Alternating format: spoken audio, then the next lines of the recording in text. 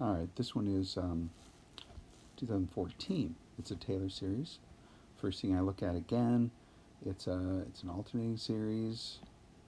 Um, whether or not that's going to mean anything, I just always pay attention to it.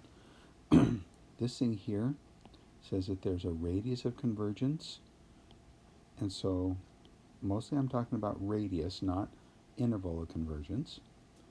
So when you do part A, you need to do the ratio test, but when you do the ratio test, you have to make sure that when you do the ratio test, you find the radius of convergence. So that's that number where you take the um, the top end of the radius minus the bottom end of the radius over 2, um, and that'll find the radius of convergence.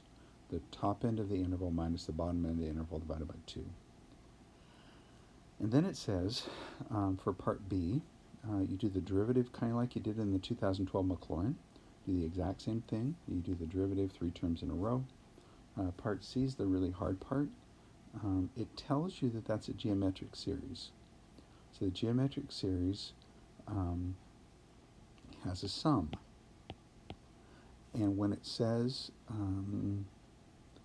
find the function f primed, that means do the sum. Remember, sum is first term over 1 minus the common ratio. Once you find the sum, then you can use that to go backwards to find the function value.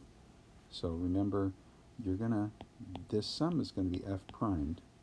If you want the f, you're going to have to integrate. So that'll just get you going. I hope this works for you.